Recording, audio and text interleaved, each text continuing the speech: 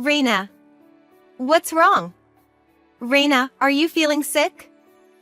Our daughter, who was born just a few months ago, has been very active and has always been moving around restlessly when she was awake, and I couldn't take my eyes off her.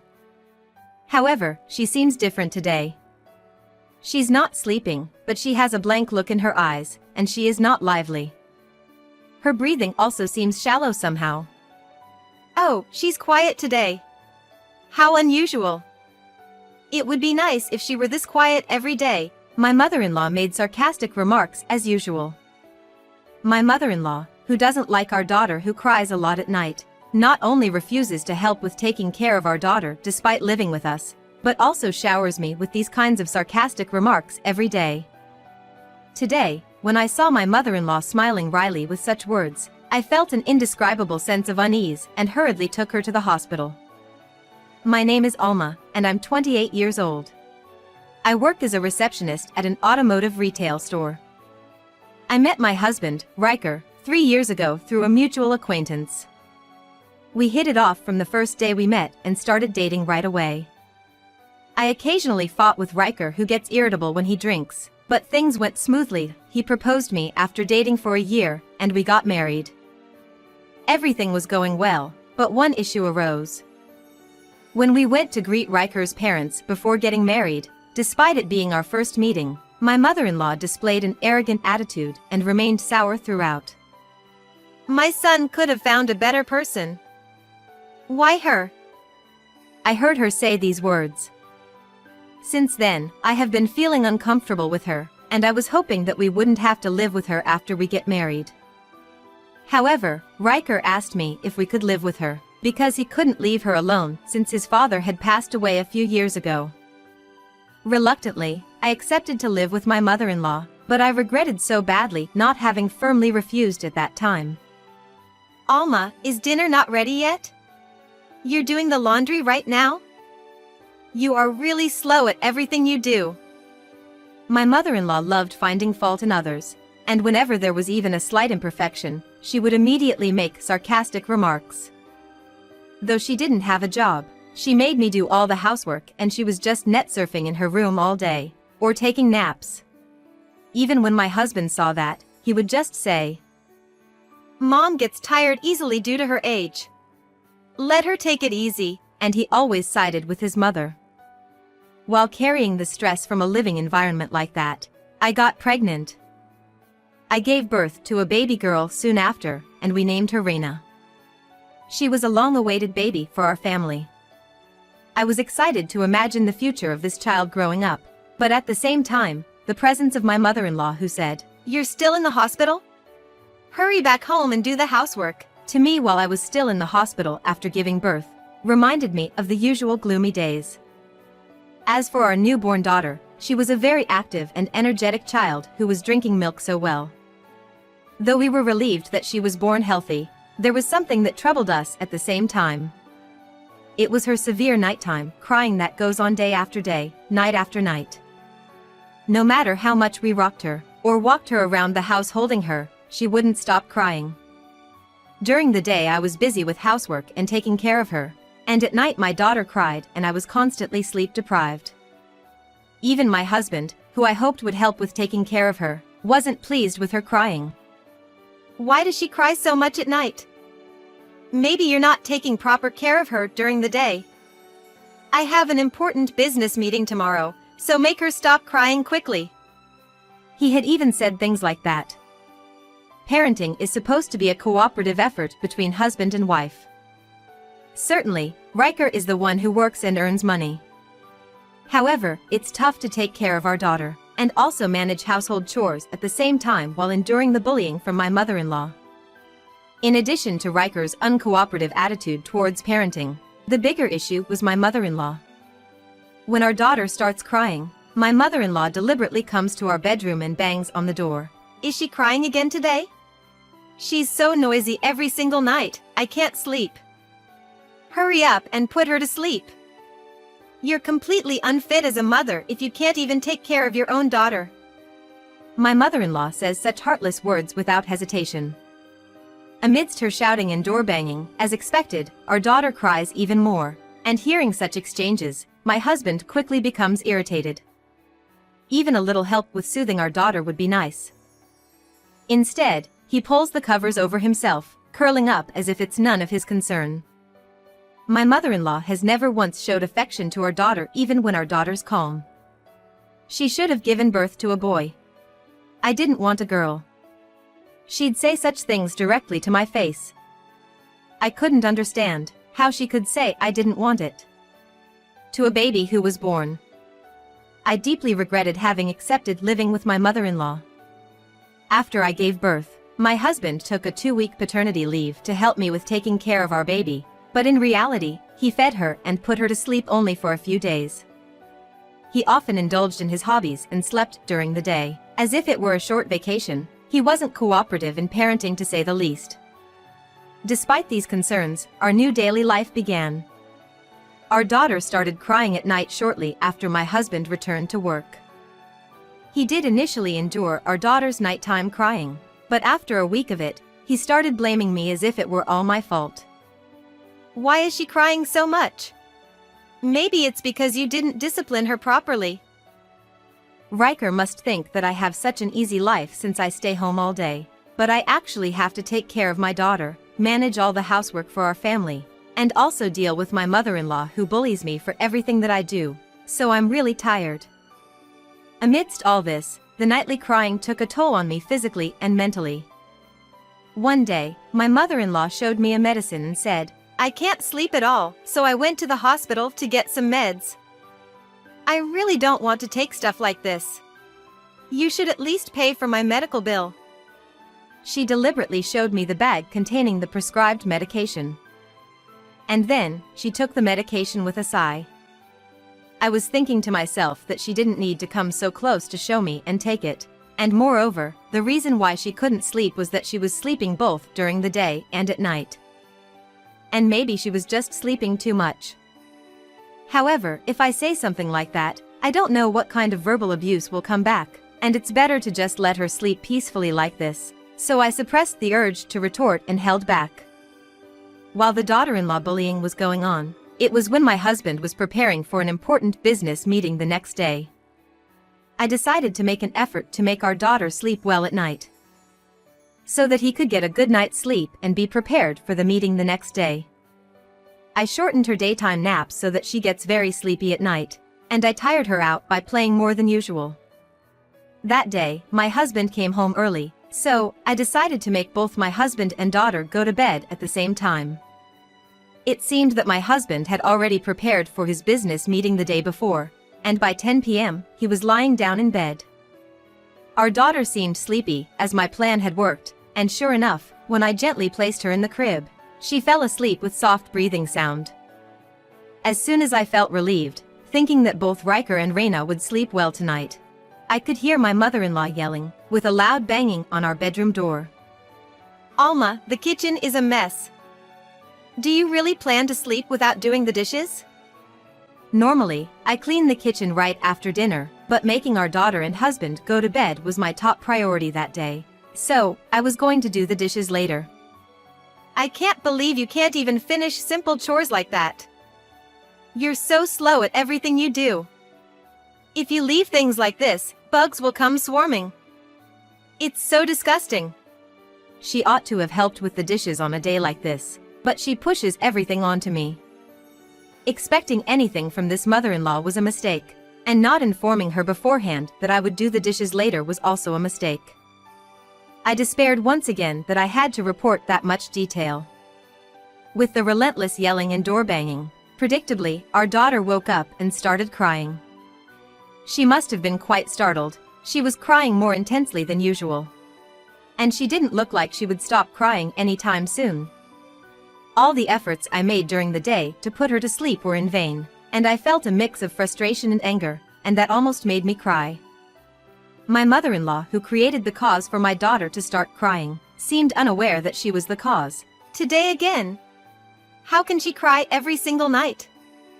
Hurry up and make her quiet. She went back to her own room while shouting, and slammed the door. I didn't have the confidence to live with my mother-in-law under such circumstances for decades to come. even if my daughter stops crying at night, she might find something else to criticize and continue with her bullying. I was feeling gloomy while imagining such scenarios, but first, I needed to do something about our crying daughter. Amidst all this, my husband said, What's going on? I have an important business meeting tomorrow. If Reina doesn't stop crying soon, go to the other room and make her stop crying. Instead of showing any intentions to comfort our daughter with me, he told me to leave the room and pointed at the living room. Despite the sense of despair overwhelming me, I finally mustered the strength to get up and headed to the living room. Come to think of it, it's been a while since she had milk last time, so I decided to feed her and put her back to sleep. In the dimly lit living room, while making milk for our crying daughter alone, various unsettling emotions welled up within me. Can I really continue living with this mother-in-law and husband? But if I don't stay strong, no one will protect my precious Reina. With that in mind, I brought the milk, which had returned to the proper temperature, to Reina's mouth. Then, my daughter eagerly began to drink it, almost lunging at the bottle. Seeing my daughter drinking milk happily, I felt even more determined to give my all for her sake. The next day, my husband said I'm sorry about last night, and he prepared the bottle for Reina, which is very unusual. It was a rare occurrence, but I accepted it thankfully and decided to warm it up again and give it to Reina later. Before that, I had to finish the dishes I had left untouched yesterday, before my mother-in-law woke up. If she found out they were left overnight, who knows what kind of yelling would follow. While I was doing the dishes, my husband left, and just as I finished, my mother-in-law woke up. After pestering me for breakfast, she lay down on the couch and watched the morning news while talking to herself. Glancing sideways at her, I warmed up the milk for our daughter, who seemed to be in a good mood, and gently placed her, who looked satisfied, back in her crib. After that, as I was cleaning the room, I noticed that my daughter was moving less and less. More than anything, my daughter, who is very active, has never been this quiet without raising her voice. Her eyes are open, so she's awake, but they seem unfocused. I knew that something was wrong. I quickly picked her up. She had her mouth slightly open, had rapid shallow breathing. And her arms and legs were sloppy. Reina. What's wrong, Reina? Are you feeling sick? She had never looked like this before. And as I became anxious and looked around, I caught sight of my mother-in-law with a smirk beside me. Oh, she's so quiet today. Just let her be, it's fine. Let her sleep peacefully. She chuckled and went back to her room cheerfully. This made me even more anxious. Though I wasn't dressed to go outside, I quickly put on a coat and rushed to the nearest pediatric clinic. As soon as I showed my daughter's condition to the reception nurse, she called a doctor urgently, and I was called into the examination room ahead of those who had been waiting. There, with a serious expression, the doctor told me shocking news, something I had never imagined. My blood ran cold. My daughter's life was in danger.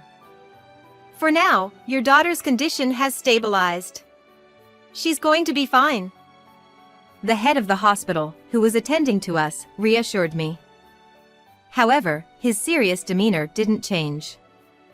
Taking a deep breath, he looked directly into my eyes, and slowly said, When we examined Reina's body, we detected traces of a drug that seemed to have been administered artificially. Mrs. Nickel, do you know anything about it? In that moment, I noticed that the doctor in front of me was quietly angry. His tone was calm, yet he was staring at me without blinking. My mind went completely blank. I realized that I've never given her any medication since she was born. When I asked the doctor what kind of drug was found, I trembled with fear. The medication is said to be a sleeping pill prescribed for people with insomnia. Only one person in the family uses that medication. My mother-in-law has that medication. At the doctor's urging, I called my mother-in-law. She was watching TV at home and reluctant to come to the hospital. But once she talked to the doctor, she seemed to have accepted it quite easily. My mother-in-law arrived at the hospital with a rather displeased expression, but she somehow looked confident at the same time. The interview began in the hospital exam room with my mother-in-law, me, and the doctor. We found traces of sleeping pills in Reina's body. I understand you have been prescribed sleeping pills by your family doctor, so do you know anything about this? Why are you suspecting me? She glared at me with a look that said, "You told him something uncalled for." Certainly, I haven't seen my mother-in-law give anything to my daughter or approach her, and I was the last one to give milk to my daughter. My husband prepared it, but as I thought back, I realized something abruptly. No way. I felt that my blood run cold and I became pale. However, it was odd to think that the person who was prescribed the medication was not involved. The doctor seemed to think the same. My mother-in-law's know-it-all attitude made me distrust her even more. Did you really suffer from insomnia? You seem perfectly healthy, and I'm wondering if you intentionally got a prescription for sleeping pills to give it to Reina? My mother-in-law was obviously upset when she was suddenly told that. Her eyes were wandering around, her gaze darting back and forth across the empty space with no object in sight. I have no idea what you're talking about. It's clear she's agitated. This can't go on like this. Let's call your husband and the police as well. I called my husband. Something terrible has happened to Reina. We're at the hospital, and I need you to come here now. Right now? I have an important business meeting coming up. It's not the time for that. Plus, the police is coming later. If you are not coming to the hospital yourself, the police will come to your company to meet you. Oh no. After that, I didn't hear another word from him. There were 4 people in the hospital's examination room, including my husband. The doctor's sharp gaze was fixed on my husband and mother-in-law. Both of you conspired to give Reina the medication, didn't you? My husband and mother-in-law, facing this accusation, were frozen like frogs caught in the gaze of a snake. I'm the one who put the medicine in. Wait a moment, Riker. My mother-in-law tried desperately to stop him, but the truth my husband told us was exactly as the doctor and I had imagined it. Hearing those words quietly, the doctor started talking in a quiet voice. Do you realize what you've done? She could have stopped breathing, you know. I was momentarily taken aback by the loudness of his voice. The doctor's hands were trembling with anger. Children cry. It is a normal thing, isn't it? Just because she cries so much at night, how can you put medicine in her milk? You didn't even try to soothe her. You too almost took Reina's life for the sake of your own selfishness. Thanks to Alma rushing her to the hospital, she was saved. Do you realize what you've done? The doctor's shouting continued until the police arrived at the hospital. After that, my husband and mother-in-law were taken in for questioning and they confessed the truth, and they were held in custody on suspicion of causing harm. Reina, on the other hand, steadily recovered, regained energy, and became healthy again, and I was so relieved. After that, I took legal action against my mother-in-law and husband. While it also served as a divorce lawsuit against Riker, the outcome of the trial was, needless to say, my victory. Both of them were fined, and I was to receive certain funds on an ongoing basis, including child support. The fact that Riker had stood up an important business meeting and was taken away by the police soon became known throughout the company, and he was transferred to a branch office on a remote island far away from the head office as disciplinary action. Having lost most of his assets and his position in the company, Riker now lives a lonely life on the inconvenient island. My mother-in-law, on the other hand, is separated from her son, Riker, and lives alone at her own house.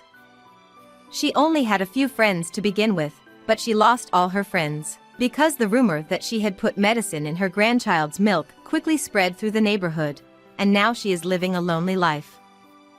Moreover, since she pays compensation from her small pension, she doesn't have enough money for living expenses, so she decided to take up a part-time job. Even after losing her husband a few years ago, she has been living off his inheritance. And she has been a full-time housewife, Job opportunities were limited for a woman in her 60s without work experience or special qualifications. She finally managed to secure a cleaning job with great difficulty, but she was disliked by her colleagues and became isolated due to her naturally sharp tongue and inflexible attitude. My life, on the other hand, has improved dramatically, because I no longer have to deal with the stress that comes from my mother-in-law, and I am living comfortably every day. Furthermore, with my mother-in-law and husband gone, my daughter's night crying has calmed down, and she sleeps soundly at night. Perhaps the presence of my mother-in-law and husband was a source of stress for my daughter as well. Thanks to that, I can now also sleep well at night. The doctor who helped my daughter at that time is still taking care of us, and he concerns about her health and enjoys to see her grow up along with me. I'm sure that I'm living without a husband without any worries, because I'm blessed with the surroundings. I promised myself that I would continue to take good care of my precious daughter, with the help of those around me.